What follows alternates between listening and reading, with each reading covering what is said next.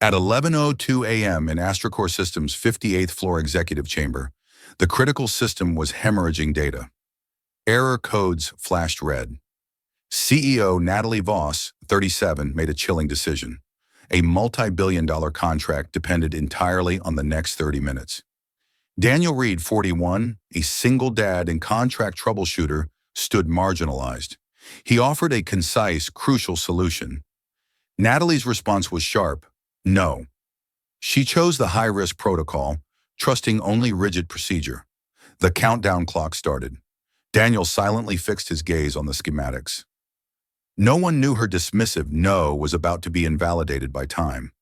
Daniel Reed was a man who lived by clocks, primarily the one that dictated when he had to leave to pick up his 8-year-old daughter Maya. That morning he had arrived an hour early, calculating his margin precisely. But his efficiency didn't grant him a seat at the strategic crisis table. He was a consultant, a hired gun for esoteric fixes, valuable but expendable, and certainly without a voice in the high-stakes strategy meeting. Natalie Voss, the CEO, embodied corporate decisiveness. She was a devotee of rigid, battle-tested processes, viewing deviation as weakness. Today's problem was a nightmare scenario. A critical data synchronization chain was suffering from a catastrophic cross-locking fault, a systemic deadlock that defied all conventional software fixes. The team of AstraCore's top-tier, salaried engineers, men and women with impressive titles and multiple certifications, were unanimously proposing the last resort option, a full system reset. The risk was staggering, potentially corrupting months of client data and certainly breaching the contract deadline. The system itself was a massive hybrid beast, AstraCore's Gemini Core. It consisted of new, highly virtualized cloud elements layered upon an older, physically robust server farm. This old physical layer, referred to internally as the legacy architecture, was notoriously stable but unforgiving of interference.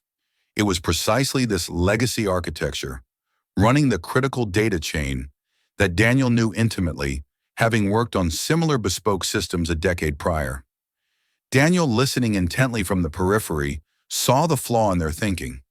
The senior team was treating the problem as a purely software issue, a digital failure that required a digital, devastating solution. He, however, saw the symptoms of a physical intrusion. He waited for a break in the nervous, high-pitched debate, specifically when John, the VP of Operations, finished outlining the risks of the system reset. Daniel proposed his alternative, a temporary bypass loop. "It's not a software fix, gentlemen," Daniel stated, addressing the room calmly. "The synchronization module is healthy. I believe the deadlock is a reaction to rhythmic, corrupted input. A temporary loop can isolate and stabilize the sequence, allowing the module to resume without data loss. It's unconventional, a surgical fix that isolates and reroutes the faulty sequence, requiring only 7 minutes of downtime and virtually zero risk to the data integrity." John immediately shot him down, his tone patronizing. "Thank you, Mr. Reed.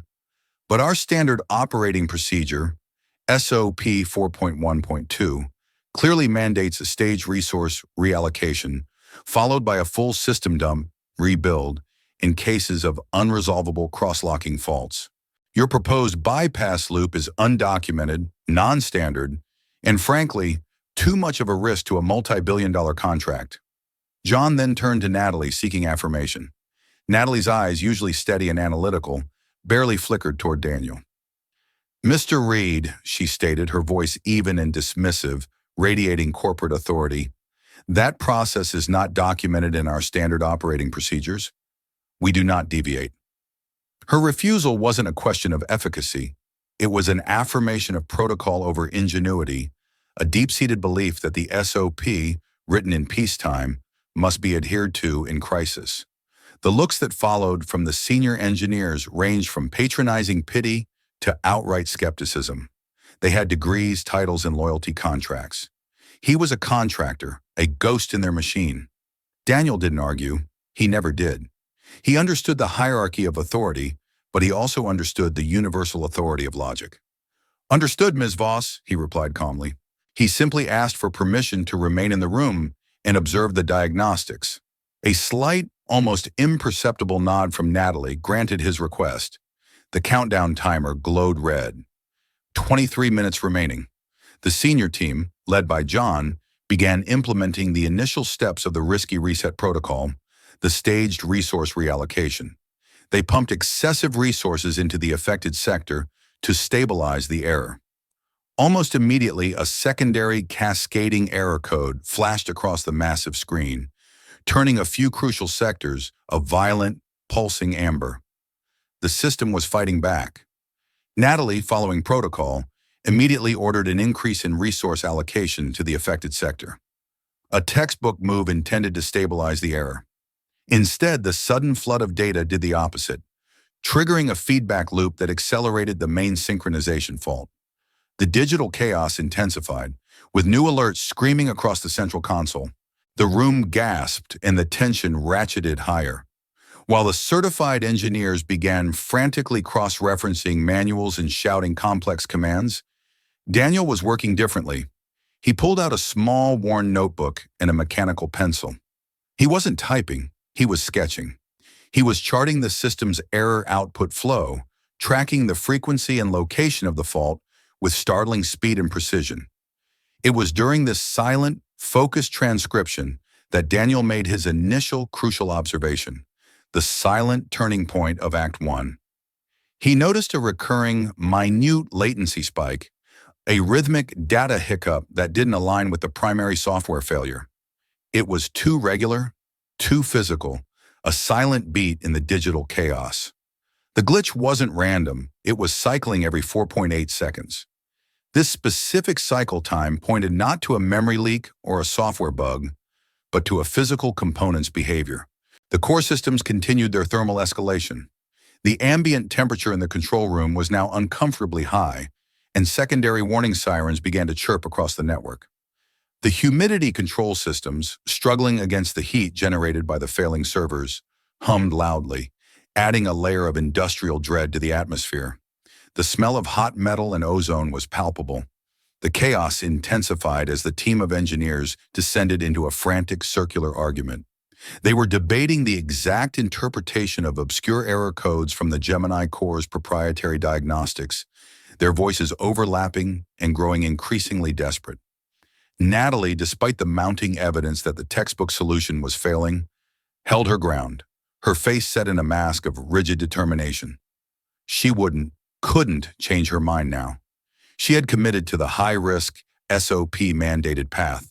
Daniel, leaning against the far wall, his notebook filled with detailed frequency graphs and timing diagrams, realized with stark clarity that the core problem wasn't the software deadlock at all. The crosslock was a symptom, a digital defense mechanism responding to a physical anomaly. His gaze shifted from the logical schematics on the main screen to the physical infrastructure map displayed on a side monitor. Specifically, he was tracking the path of the redundant power supply line running through the legacy architecture server housing. He spoke up once more, softly pointing at the physical diagram he knew by heart. The latency is cycling every 4.8 seconds. I suspect an intermittent fluctuation on the tertiary power conduit, specifically feed Alpha 9. This is causing a micro-reset on the synchronizing module's internal clock. The cross-lock is the system trying to correct the resulting data fragmentation after each micro-reset. Dr. Chen, a PhD in distributed systems and the most vocal engineer, scoffed openly, crossing his arms. That's primitive, Reed, completely irrelevant. We are dealing with a firmware-level memory leak that is triggering the cross-lock. Power fluctuations would either trip the main breaker, which it hasn't, or be logged as a voltage error, which they are not. Your hypothesis ignores the digital reality of the error logs. The logs aren't registering it because the fluctuation is too brief, Daniel countered without raising his voice. It's a sub-millisecond physical drop, just enough to destabilize the clock pulse before the monitoring software can flag it. The frequency of the cross-lock directly matches the frequency of the power distribution module's internal cooling cycle. It's a physical feedback loop. Daniel simply nodded, accepting the dismissal without defensiveness. He didn't need validation. He needed data. He continued his vigil, his eyes tracking the red and green lights on the hardware status board, particularly the status light for the Alpha 9 power distribution unit. The light remained green, yet Daniel knew it was lying. The clock ticked down, an increasingly loud metallic sound in the room's fraught silence. 11 minutes remaining. The air conditioning was failing to keep up, and the executives were visibly sweating. John, the VP, was now standing directly next to Natalie, whispering anxiously, "Ms. Voss, the reset sequence must be initiated at the 5-minute mark to meet the contract window. We must prepare the full data dump." Daniel knew that initiating the dump would permanently corrupt the data, turning a survivable crisis into a terminal failure. Then, exactly as Daniel had charted in his notebook, a critical subsystem, the primary validation partition, spontaneously initiated an internal lockdown. It was precisely on the 4.8-second cycle he had recorded. This was the system's final self-preservation mechanism engaging, confirming his hypothesis that an external, rhythmic pulse was triggering the digital instability. The screen flashed a massive, undeniable warning: critical stabilization lockout. Daniel knew he had seconds to act before the total system reset became the only option. He walked briskly toward Natalie, his expression calm but urgent. "Ms. Voss, the system has entered a protective lockout. This confirms a physical, cyclical fault. I need 90 seconds to physically check the wiring bundle for the tertiary conduit, Alpha 9, and perform the manual bypass." Natalie shook her head sharply, a small gesture of absolute authority, her eyes mirroring her internal panic. "Absolutely not, Mr. Reed. That's a live environment. Touching the hardware now could trigger a hard shutdown. Stay with the team." Her voice cracked with the strain of holding on to control. Just as she spoke, the overhead fluorescent lights in the room flickered violently, plunging the high-tech chamber into a brief, disorienting moment of near darkness before the emergency ballast lamps engaged. It was a tangible, undeniable sign of the core power instability, confirming Daniel's prediction for the entire room. The blackout risk was now immediate. The collective flinch from the executives was profound. Dr. Chen, finally speechless, stared at the flickering lights, realizing the profound implication, a physical symptom matching Reed's primitive theory. John frantically keyed in the reset authorization code, eyes locked on the 5-minute mark. "We are out of options," he muttered, a statement of utter defeat. The room descended into a state of resigned silence, waiting for the final, irreversible command. Daniel, however, saw the flicker as validation, a sign that the system's defenses were momentarily weak. This was the window he needed to perform the bypass while the tertiary line was momentarily overloaded. Ignoring the direct refusal, knowing that the consequences of inaction were far greater than violating an order, Daniel acted. His focus was no longer on gaining permission, but on saving the company. He moved rapidly toward the server terminal closest to the redundant power input line. He reached around the heavy rack, locating the small braided auxiliary cable that fed power to the synchronizing module's internal clock. With a swift, almost invisible motion, Daniel isolated the cable. He performed a very short, deliberate physical bypass, momentarily diverting the power from that single, flickering branch using only a specialized, insulated jumper tool he carried. A tool designed precisely for this kind of low-voltage surgical fix. It was a microphysical operation that lasted less than a second. The result was instantaneous and profound.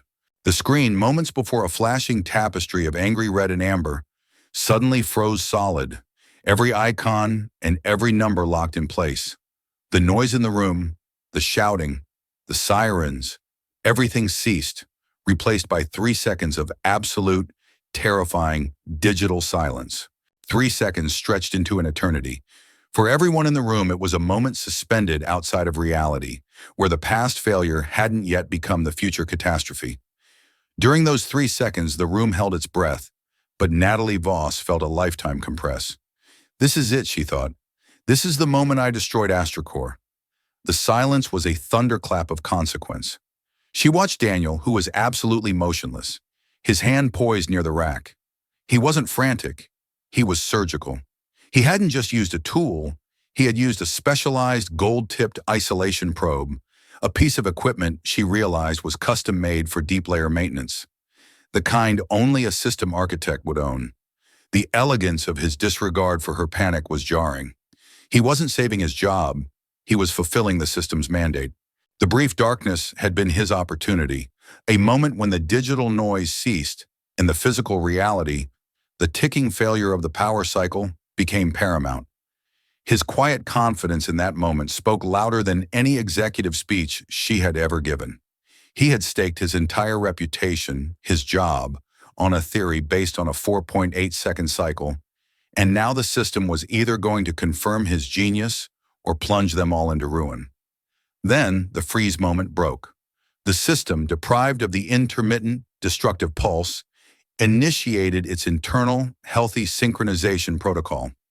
The angry red error lines began to vanish, not instantaneously but sequentially, fading from the screen row by row, like an eraser cleaning a slate. The deep blue of system stability returned, washing over the room. The flashing lights calmed to a steady, rhythmic green. A collective held breath was released in the executive chamber, turning the silence into a wave of relieved, nervous chatter. The chaotic noise of debate was replaced by utter stunned silence. Natalie Voss spun around from the main console, her high heels scraping on the polished floor, her eyes wide with shock and disbelief, fixed directly on Daniel.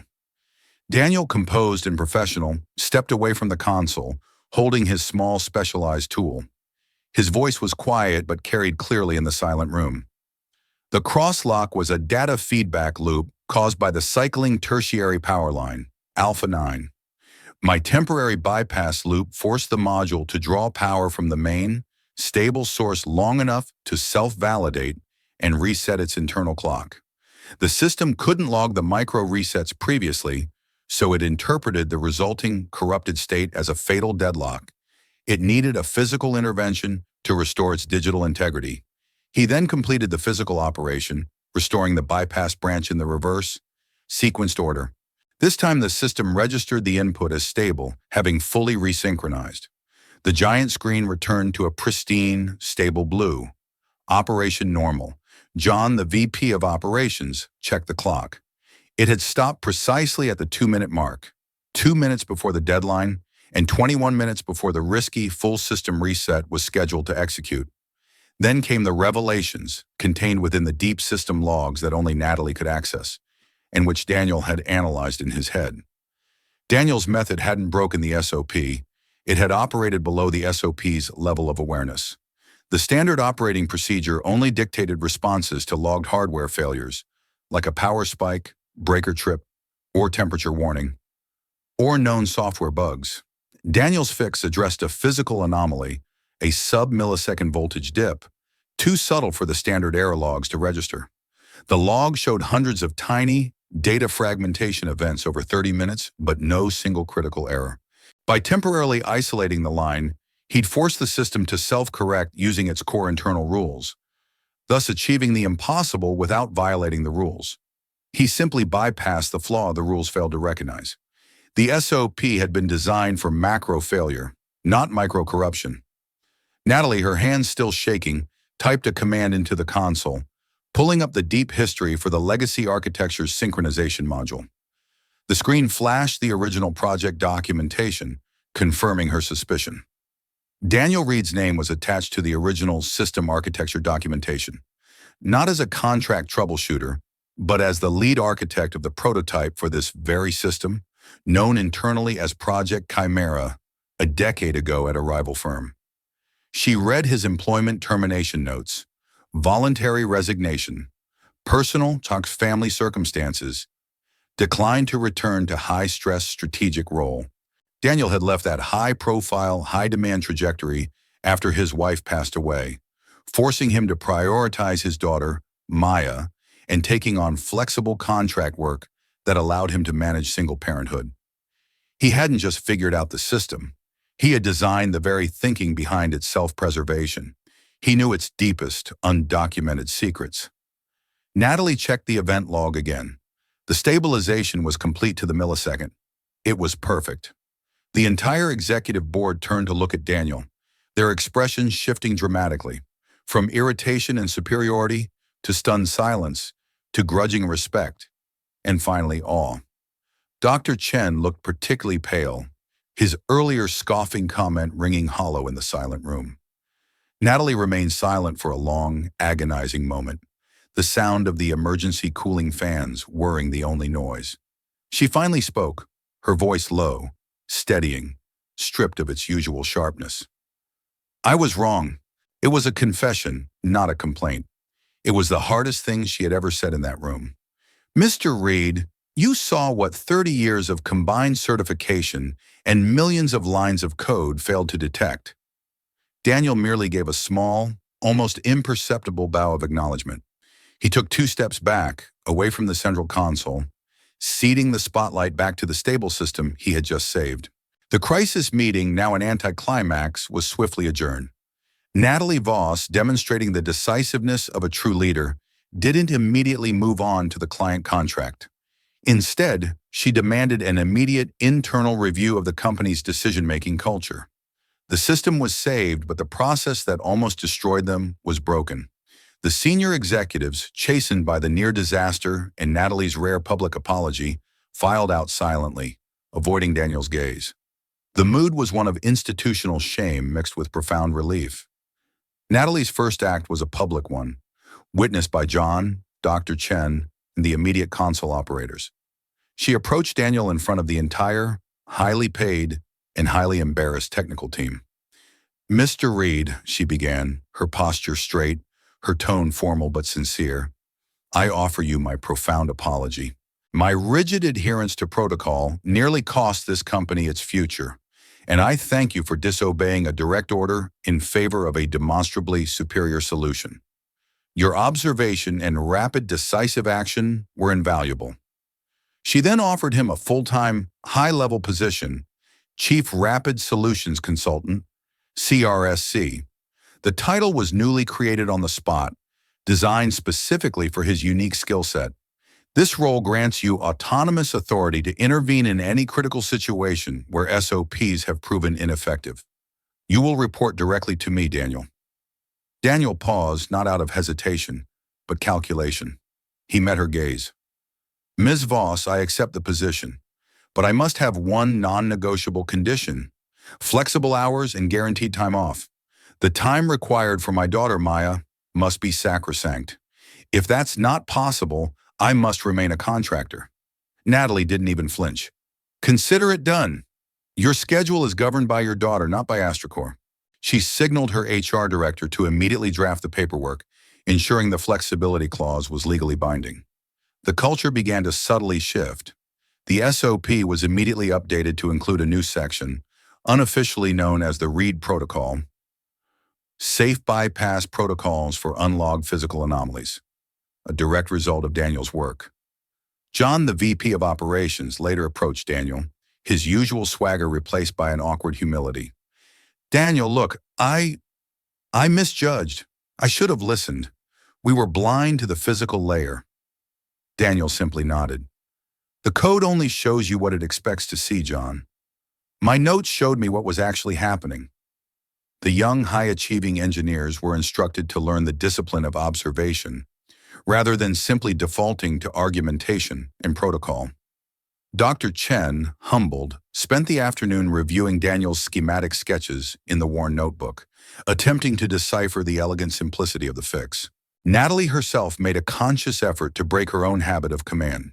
She stopped cutting people off during discussions, learning that true speed often comes from letting the crucial idea finish its journey, not from enforcing a premature conclusion.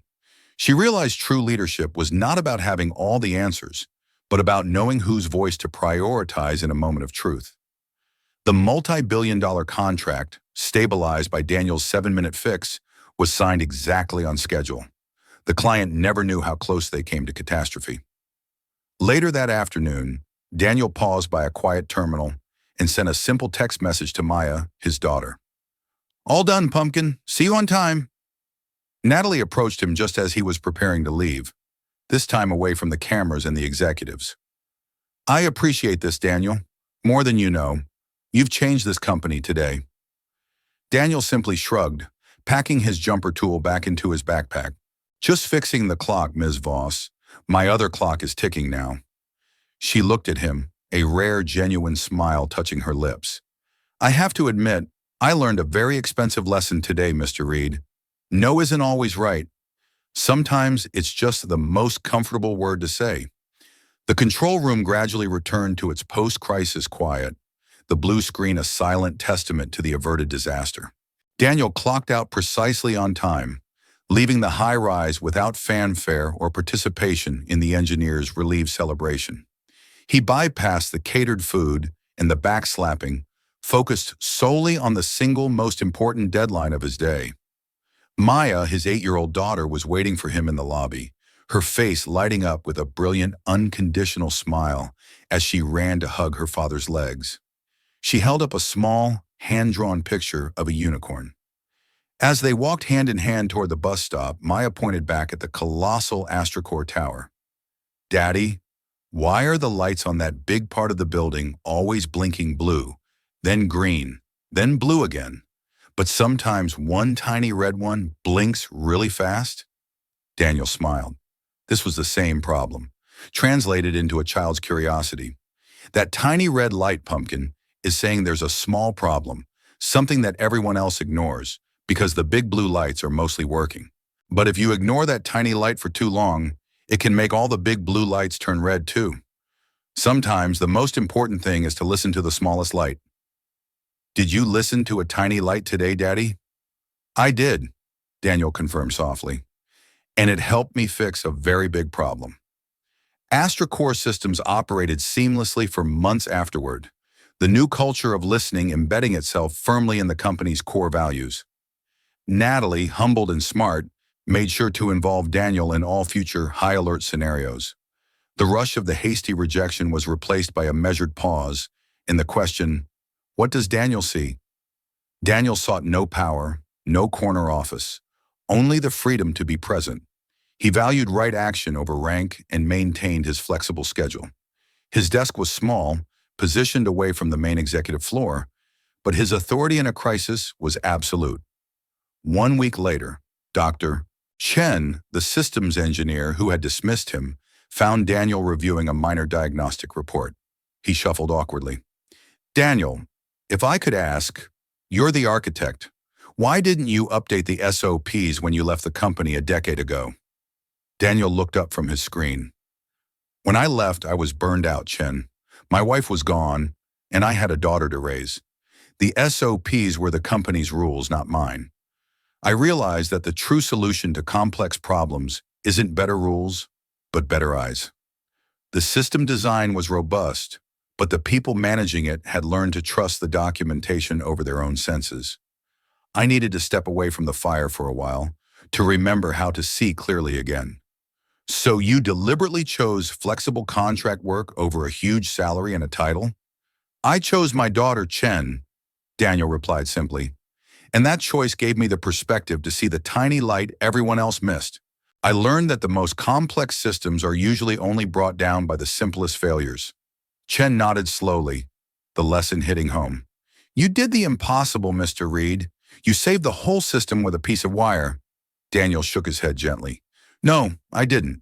I just looked at the place everyone else was trained to ignore. The place where the physical reality met the digital assumption. The impossible, I knew, was often just the obvious hidden behind layers of unnecessary complexity. The setting sun cast a warm, golden hue onto the sheer glass walls of the skyscraper, turning the executive tower into a beacon of stability. Daniel, his shoulders straight and his focus entirely on his daughter, walked away from the high-stakes world he had just rescued, proving that expertise, when paired with humility, is the most valuable commodity of all. Not every no can triumph over time and truth. The greatest leaders are those who know when to set aside their rank and listen to the quiet, undeniable authority of the person who knows the answer, even if they're just focused on being home for dinner. Leave a comment and subscribe to Kind Single Father.